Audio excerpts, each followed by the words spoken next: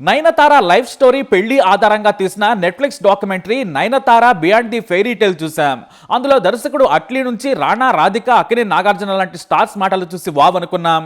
అసలు నయనతార లైఫ్ ఎలా స్టార్ట్ అయింది, వారి ప్రేమ కథ ఎలా మొదలైంది, విఘ్నేష్లో ఏం చూసి ఇష్టపడిందనే విషయాలు తెలుసుకుందామని ఈ డాక్యుమెంటరీ కోసం ఫ్యాన్స్ చాలా ఆసక్తిగా ఎదురు చూశారు. అయితే సడన్గా ఈ డాక్యుమెంటరీ ట్రైలర్ వచ్చిన వారం రోజులకే నయనతార సెన్సేషనల్ ఓపెన్ లెటర్ రాసింది. అది కూడా ఎవరికో కాదు, ఒకప్పుడు ఇండస్ట్రీలో నా బెస్ట్ ఫ్రెండ్ ధనుష్ అని చెప్పిన అతనికే. ధనుష్ను బూతులు తిట్టలేదు కానీ అనాల్సిన మాటలన్నీ అనేసింది. ఒకటి కాదు, రెండు కాదు, ఏకంగా 3 పేజీల లేఖ రాసి కడిగి పారేసింది. ముందు అసలు ఏం రాసిందో చూద్దాం, దానికి గల కారణాలను తెలుసుకుందాం. ధనుష్ కు రాసిన ఓపెన్ లెటర్ లో మొదటి లైన్ నుంచే వెటకారంగా గాలి తీశారు నయనతార. ప్రియమైన ధనుష్ కి, Raja, son of Kasthuri Raja, brother of Selvaraghavan, ఈ లేఖ నీకు ఎందుకు రాస్తున్నానంటే నీలో చాలా తప్పులను సరిచేసేందుకే. నీకు సినిమా పరిశ్రమలో మంచి పేరుంది, అది కూడా మీ నాన్న ఆశీస్సులు, మీ సోదరుడు దర్శకుడు కావడంతో నువ్వు హీరోగా ఎదిగావు. నేను దాన్ని అర్థం చేసుకోగలను. కానీ నాకు సినిమా అంటే ప్రతిరోజు పోరాటమే.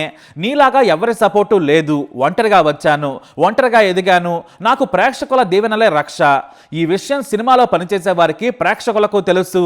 నేను నా జీవితంపై తీసిన నెట్ఫ్లిక్స్ డాక్యుమెంటరీ గురించి చాలా వెయిట్ చేస్తున్నాను.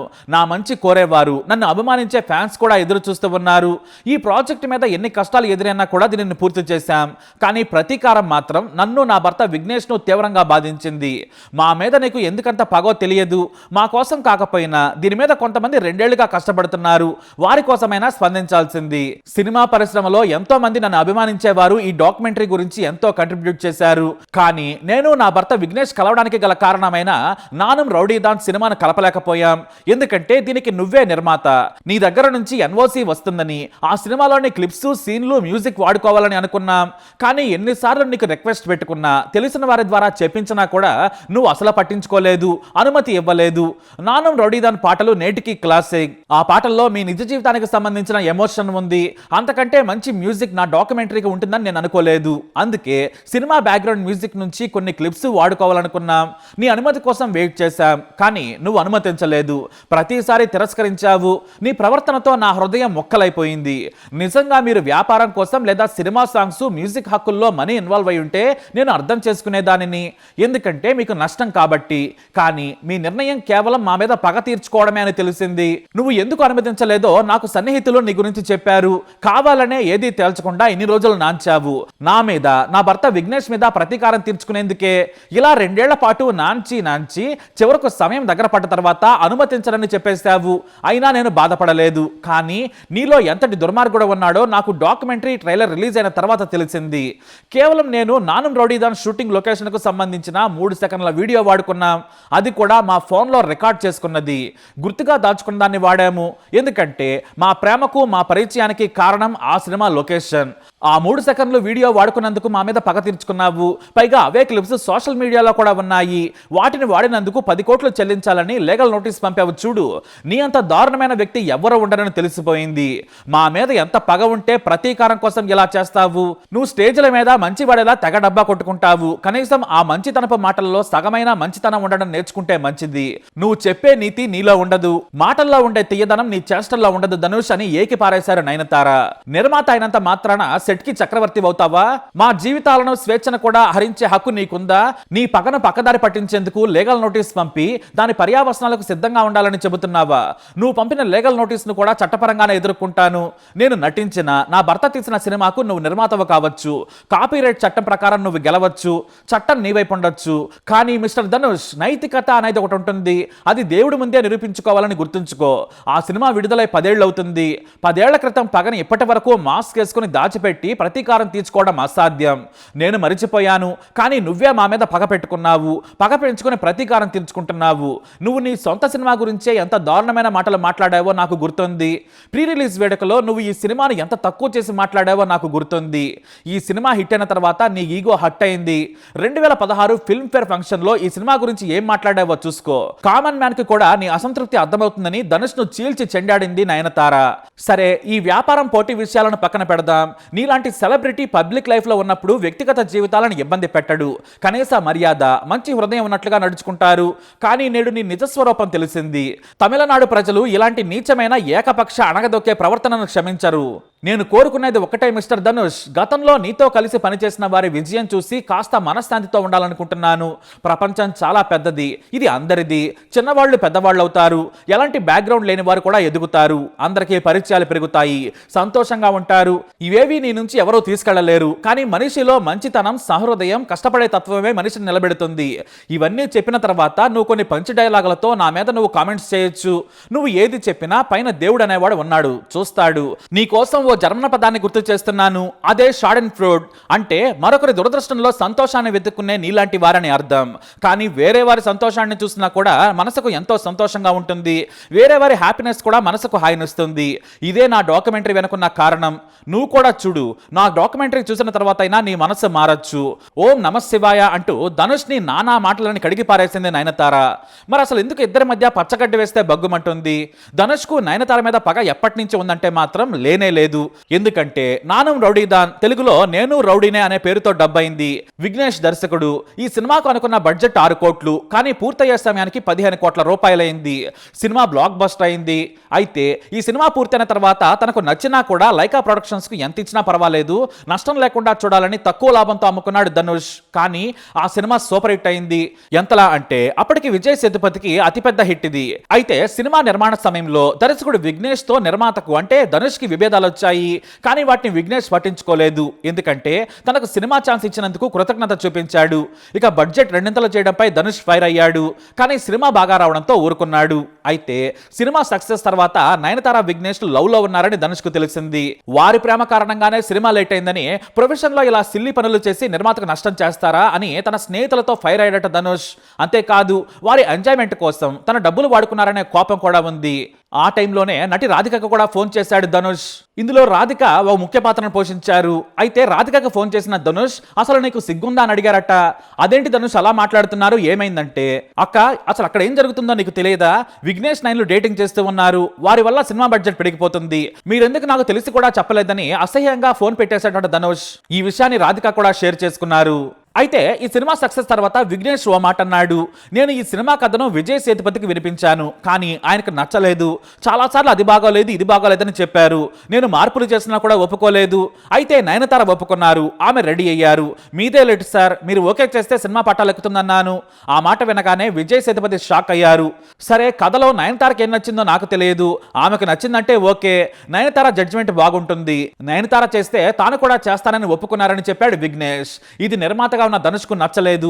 తాను చెప్పినా కూడా విజయ్ సేతుపతి ఒప్పుకోలేదని, నయనతార కారణంగా ఒప్పుకున్నాడనే యాంగిల్లో ధనుష్ తీసుకున్నాడట. అలా లోలోన ధనుష్ పగ పెంచుకున్నాడు అని చెబుతున్నారు విఘ్నేష్ టీం.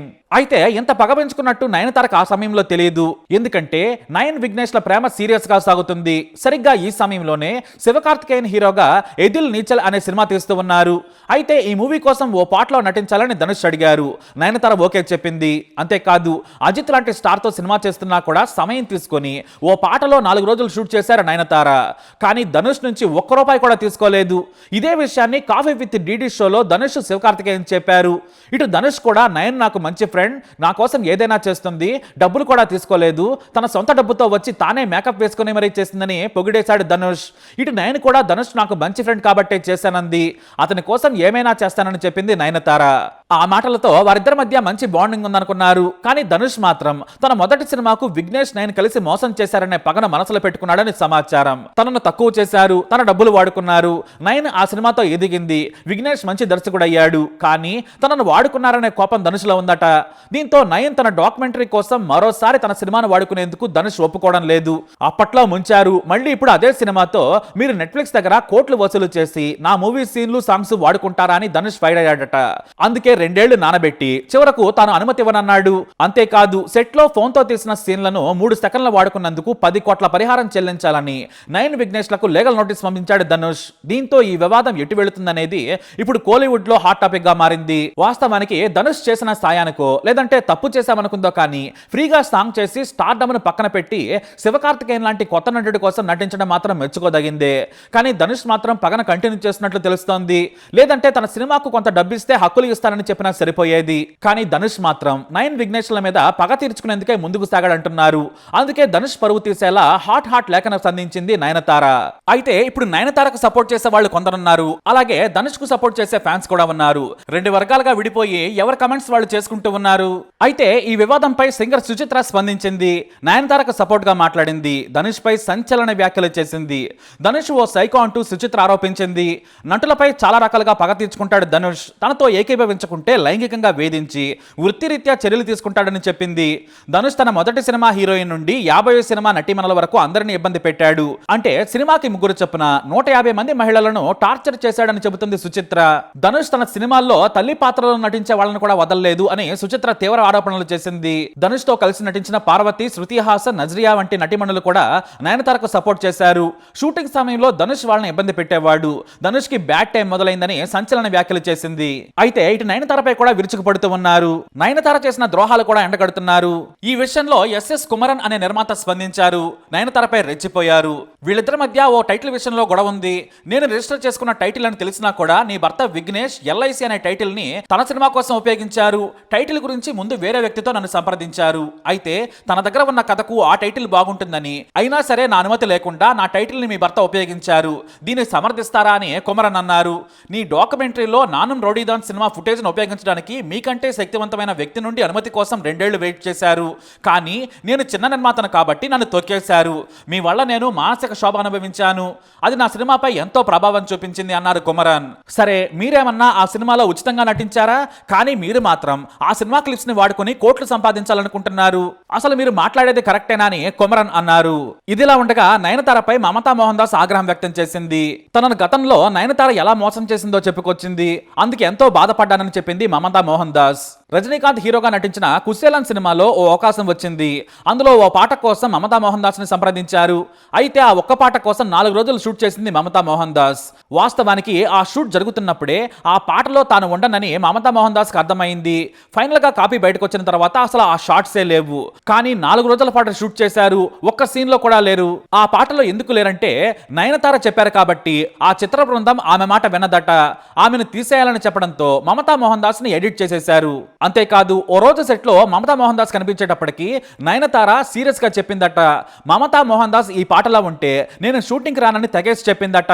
ఇక చిత్ర యూనిట్ చేసేదేమీ లేక మమతా మోహన్ దాస్ పై చిత్రీకరించిన సాంగ్ పూర్తిగా తీసేసి ఆ పాటలో కూడా ఉండనివ్వకుండా చేసింది. దీంతో మమతా మోహన్ దాస్ ఎంతో హర్ట్ అయింది. ఆ విషయాలన్నీ తెలుసుకొని ఎంతో బాధపడింది. 4 రోజుల కష్టం వృధా అయిందని మమతా మోహన్ దాస్ చాలా ఫీల్ అయిందట. ఇక ఈ వివాదంపై పలువురు సినీ ప్రముఖులు నయనతారకు మద్దతు తెలుపుతున్నారు. ఇక ఇదే సమయంలో ధనుష్ కు ఫ్యాన్స్ నుంచి మద్దతు ఉంది. ఈ వివాదాన్ని పబ్లిక్ గా తీసుకురావడం సరైనది కాదని చాలా మంది అభిప్రాయపడుతున్నారు. ఈ వ్యవహారం అంతా కూడా సినీ వర్గాల్లో ప్రత్యేక దృష్టిని ఆకర్షించింది. ఎందుకంటే ఇద్దరు ప్రముఖ నటులు కలిసిన ఈ వివాదం ప్రేక్షకుల హృదయాలను దెబ్బతీసేలా ఉంది. ఎవరిది తప్పు అంటే ఏమీ చెప్పలేని పరిస్థితి. మరి నయనతార వర్సెస్ ధనుష్ మీరేమంటారు? మీ అభిప్రాయాన్ని కమెంట్ ద్వారా తెలియజేయండి. ఈ వీడియో అప్డేట్స్ కోసం మై ఛానల్ ఫాలో అవ్వండి. అలాగే తప్పకుండా సబ్స్క్రైబ్ చేసుకోండి.